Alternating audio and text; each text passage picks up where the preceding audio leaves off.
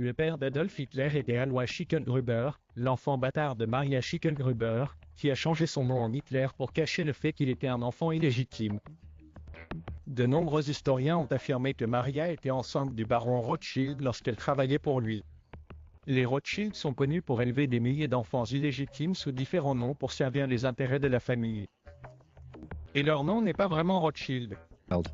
À la fin du XVIIIe siècle, le maire Schelbauer était le banquier privé de la noblesse noire par l'intermédiaire de la maison Hesse et a changé le nom de la famille juste avant de développer l'entreprise familiale. Rothschild signifie Red Shield, qui était le logo de leur entreprise, une étoile à 6 branches, connue sous le nom d'étoile de David.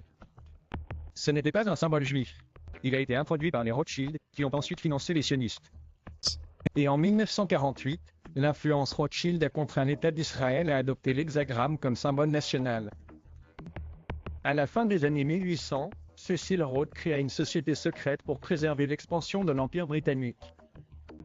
Connus sous le nom de groupe Milner, leur objectif principal de 1920 à 1938 était de maintenir l'équilibre des pouvoirs en Europe en construisant l'Allemagne et en l'opposant à la France et à la Russie. Ils ont discuté de la création d'une situation qui obligerait l'Allemagne à déclencher une Seconde Guerre mondiale. Pendant ce temps, les réparations du traité de Versailles ont conduit à une hyperinflation en Allemagne.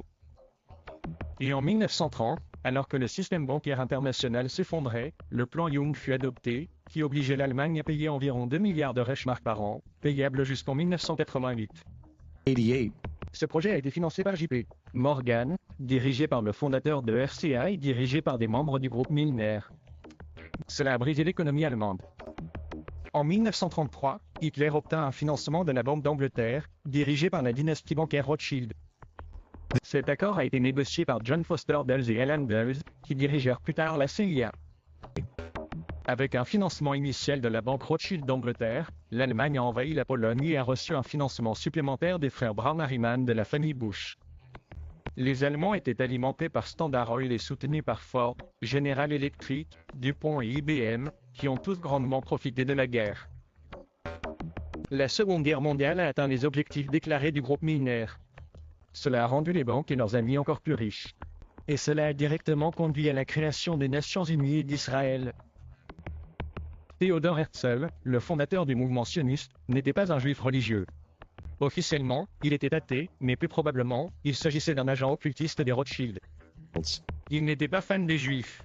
Selon ses propres mots, il sympathisait avec le sentiment anti-juif. Son plan initial était de les convertir tous au catholicisme, et lorsque cela échoua, il décida qu'ils devraient être expulsés d'Europe.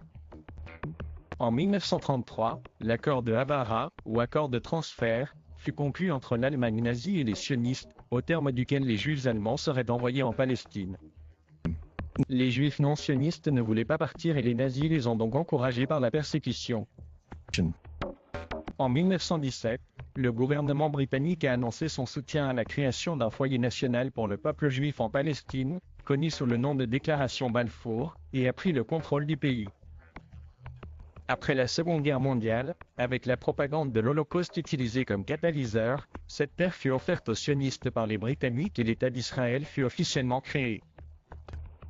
Entre 1947 et 1949, les sionistes ont assassiné la population locale, détruit des centaines de villages et expulsé plus de 700 000 Palestiniens.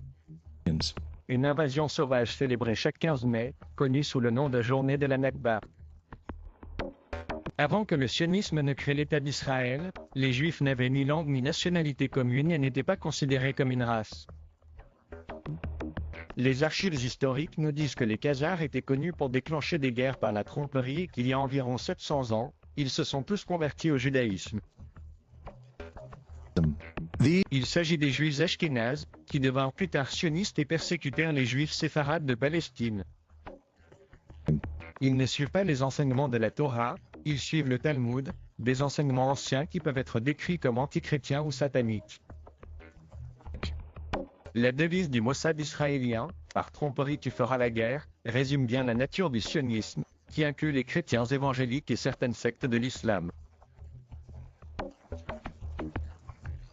Alors que 80% de la population mondiale est religieuse, la religion est le moyen le plus simple de déclencher une guerre, ce que veulent toujours les banques centrales.